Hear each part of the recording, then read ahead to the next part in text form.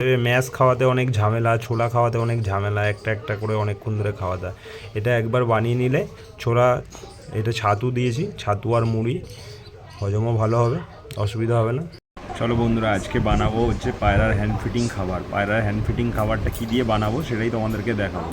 Main দুটো জিনিস লাগে, এতে খুব কষ্টটা কমই হয় খাওয়াতে।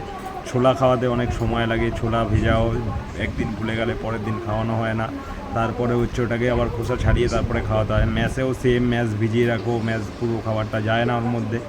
তো আমি সহজভাবে যেটা বানাবো, ছোলার ছাতু 200 গ্রাম, ছাতুর প্যাকেট আর মুড়ির গুঁড়ো 250 মুড়ির গুঁড়োর প্যাকেটের সাথে ওইটাকে মুড়িটাকে মিক্সিতে গুঁড়ো করে নেবে।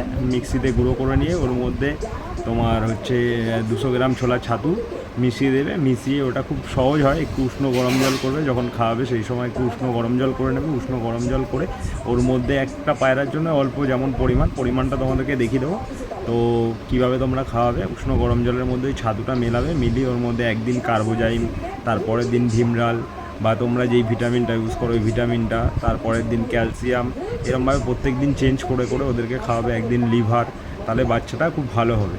আমার আগের বাচ্চাগুলো ভালো হয়নি, মারা গেছিলো, কারণ হচ্ছে তোমার খোপে হয়তো কোনো ভাইরাস ঢুকেছিলো, তার জন্য মারা গেছিলো। বলতে কেমনভাবে মারা গেছে, সব বাচ্চাগুলো বড় হয়েছে, বড় হওয়ার পরে এক পর দুপর যখনই চেঞ্জ করেছে, খোপ থেকে বেরাতে শিখেছে, একা একা উড়ে বাসে উপরে উঠতে শিখেছে, তারপরে বাচ্চাগুলো মারা গেছে। জানি না এটা কী কারণ।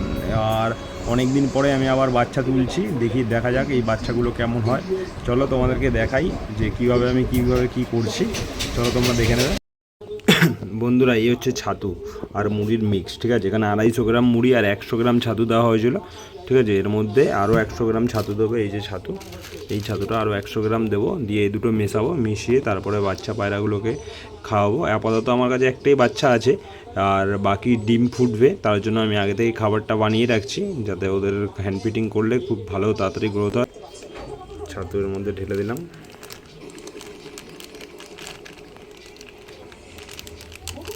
এক হাতে ভিডিও করছি, বুঝতেই পারছো তোমরা, অসুবিধার কিছু নেই, মেশানো নিয়ে কথার মধ্যে। তোমরা যারা পায়রা পোষো তারাও এরকমভাবে করতে পারো। এটা একটু কী বলো তো, খাটাখাটনি কম, একবারে মিশিয়ে নিলে অসুবিধা নেই। আর নাহলে অন্য কিছু খাবার 50 বার ধরে খাওয়াতে হয়, অসুবিধা হয় অনেক।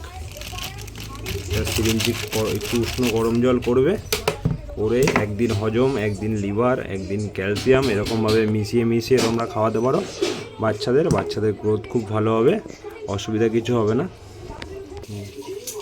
এই যে বন্ধুরা, ছাতু আর মুড়িটা আমি একসাথে মিক্স করে নিলাম, ঠিক আছে, দেখতে পারো ভালোভাবে মিক্স হয়ে গেছে। এই ছাতু আর মুড়িটাকেই পায়রাদের বাচ্চাদের খাওয়াবো। মাঠকে এরকম করলে আরও ভালো মিক্স হবে। বাইরে এখন বৃষ্টি পড়ছে, তাই এখানে আর খাওয়াবো না। এই যে মালবাহী বাচ্চাটাকে ঘরে নিয়ে যাই, ঘরে নিয়ে গিয়ে তারপরে ওকে একটুখানি হ্যান্ড ফিটিং খাবারটা খাইয়ে দেবো, যেটা তোমাদের সামনে বানিয়ে খাওয়াবো। কীভাবে খাওয়াচ্ছি দেখে নেবে তোমরা, এটা খাওয়ানো একদমই সহজ। এই যে বাচ্চা, চলো ঘরে নিয়ে যাই, তারপর দেখাচ্ছি। উষ্ণ গরম জল নিয়ে নিয়েছি, এই যে 1 সিরিঞ্জের থেকে একটুখানি কম নিলাম, বাচ্চা পায়রাকে খাওয়াবো তো, একটু বড়ো হলে তখন ঠিক আছে। তোরা দিয়ে দিলাম উষ্ণ গরম জল।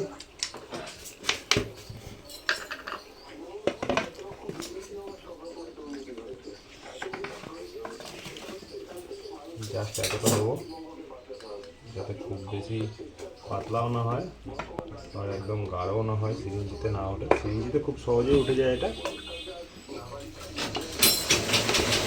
দিয়ে দেবো ওই হজমের জন্য কার্বোজাইম, হজমটা ভালো হবে। পেটের নানান রকম সমস্যা, যখন ওষুধ দেবে ইউজ করবে তখন সবসময় এরকম নাড়িয়ে নেবে। যেহেতু একটা পায়রা দেবো, আমি আন্দাজ মতো ডকারটা খুঁজে পাচ্ছি না।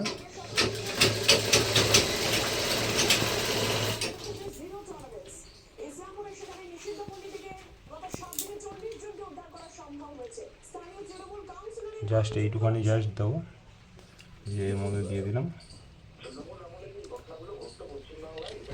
7 থেকে 8 ফোঁটা মতো হবে। তারপরে ভালো মতো ঘুটে নেব।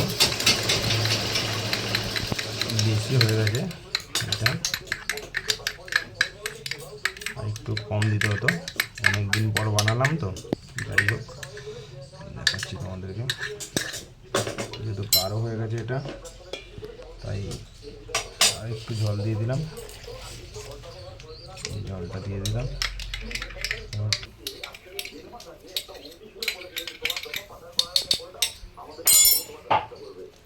হাত দিয়ে দেখে নেবে এরমভাবে যে খুব বেশি গরম আছে কিনা, এটা অনেকটাই গরম আছে।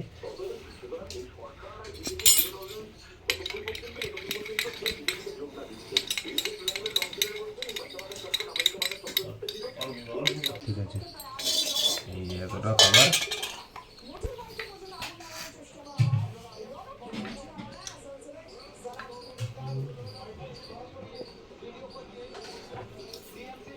খাবারটাকে বাচ্চাটাকে ধরবে এরমভাবে।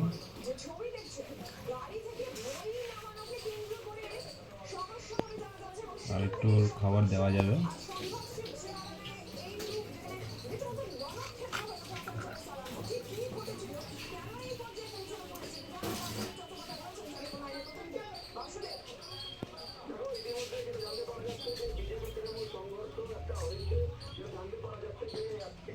দেখো ঠিক আছে, সুন্দরভাবে খেয়ে নিয়েছে, বাচ্চাটাকে খাইয়ে দিয়েছি।